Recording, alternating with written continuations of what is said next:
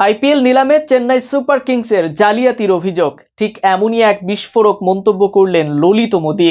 বিশ্বজুড়ে ক্রিকেটার এবং সমর্থকদের যেমন আগ্রহ থাকে আইপিএলে, তেমনি টুর্নামেন্টটি ঘিরে ফিকচাররাও থাকে সক্রিয়। প্রায় এক যুগ আগে ফিক্সিং কাণ্ডে কলঙ্কিত হয়েছিল আইপিএল। এবার কি তবে আবারও ওই একই কাণ্ড ঘটতে চলেছে আইপিএলে? বিস্তারিত থাকছে রাইপ আহমেদ হৃদয় লেখা প্রতিবেদনে। দুদিন আগেই শেষ হয়েছে আইপিএল এর মেগা নিলাম। মধ্যপ্রাচ্যের দেশ সৌদি আরবের দ্বিতীয় বৃহত্তম শহর জেদ্দায় বসেছিল ক্রিকেটের বিকিনির সবচেয়ে বড় এই আয়োজন। দীর্ঘদিন ধরেই বিশ্বের সবচেয়ে জনপ্রিয় ফ্র্যাঞ্চাইজি ক্রিকেট লিগের তকমা গায়ে লেগে আছে আইপিএল এর। ইন্ডিয়ান প্রিমিয়ার লিগের আরেকটি নতুন মৌসুমের আবহেই এবার কার্যত হাটে হাড়ি ভাঙলেন টুর্নামেন্টের প্রতিষ্ঠাতা চেয়ারম্যান ললিত মোদি।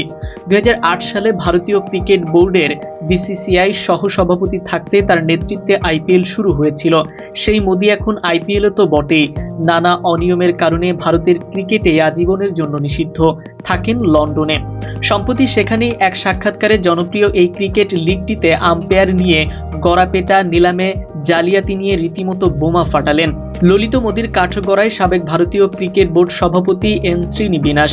বিশ্বজুড়ে ক্রিকেটার এবং সমর্থকদের যেমন আগ্রহ থাকে আইপিএলে, তেমনি টুর্নামেন্টটি ঘিরে ফিক্সাররাও থাকে সক্রিয়। প্রায় এক যুগ আগে ফিক্সিং কাণ্ডে কলঙ্কিত হয়েছিল আইপিএল। এবার বিতর্ক আরও উস্কে দিলেন ললিত মোদি। শ্রীনিবাসকে কাঠগড়ায় তুলেছেন তিনি। শ্রীনিবাস আমার শত্রু ছিল, সে কখনো আইপিএলকে পছন্দ করতো না, ভেবেছিল আইপিএল সফল হবে না। কিন্তু একবার যখন সবাই বুঝলো আইপিএল বিপ্লব আনতে চলেছে ক্রিকেটে, তখনই সবাই ক্ষীর খেতে চলে আসে। মোদির কথায় উঠে এসেছে 2019 সালে আইপিএল এর দ্বিতীয় মৌসুমের কথা, যে সময় শ্রীবাসন এদিকে যেমন ভারতীয় বোর্ডের দায়িত্বে, অন্যদিকে আবার চেন্নাই সুপার কিংসের মালিকও। মোদি বলেছে, আমি বুঝেছিলাম শ্রীবাসন আইপিএল এর ক্ষতি করবে, সেজন্য আমি তার বিরুদ্ধে মুখ খুলি। এরপর ও আম্পায়ার ফিক্সিং করা শুরু করে। কোনো রাগঢাক না রেখেই মোদির অভিযোগ, আম্পায়ার গড়াপেটা করতেন শ্রীনিবাসন। তিনি বলেন, প্রথম দিকে দেখতাম শ্রীনি আম্পায়ার বদলে দিচ্ছে, আমি ঠিক বুঝতে পারিনি ব্যাপারটা। পরে বুঝলাম ও চেন্নাই সুপার কিংসের ম্যাচে চেন্নাইয়ের আম্পায়ার দিচ্ছে। ব্যাপারটা নিয়ে আমার ভীষণই আপত্তি ছিল।